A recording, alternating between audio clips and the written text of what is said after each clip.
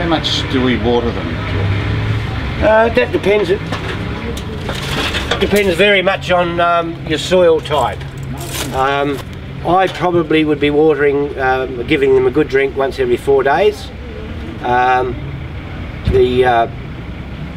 mean, this garden here has got plants around that do require watering through winter, but generally if you've got grapevines, you turn your water off, literally completely off over the winter months.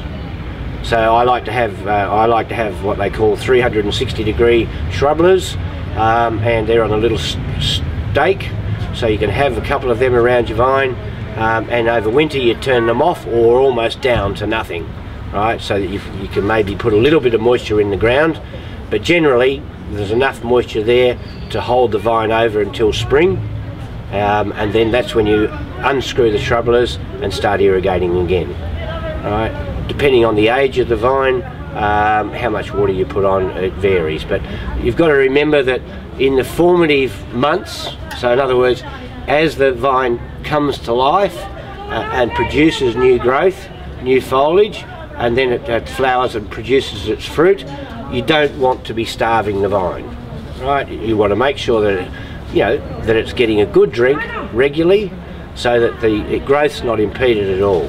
If you do that, you'll end up with a good crop. Too much is not a problem?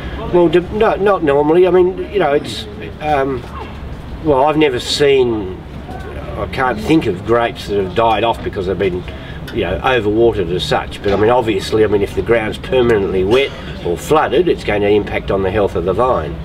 But some of our soils are clayey here, but a lot of our soils are quite well free draining. So you have to regularly irrigate to keep the moisture in the ground. The reason I was asking is because like down the Barossa and places like that, on the harsh hillsides where there's they don't water, so they get better quality grapes, or that's more for wine, I suppose, than eating grapes. Yeah, well, you can also, you can improve managing your water by irrigating and then turning off or turning down your water. You can actually influence the growth habits of the plant, so you can stress it basically and induce it to flower and induce it to produce its fruits a bit earlier by droughting, right? And that way you'll get your grapes earlier on the vine. So if you're a commercial producer, you want to have your grapes on the market as early as you can, because you get your best price. I had a small vineyard. I was able to put my grapes on the market at equal to the first grapes of the season anywhere in Australia.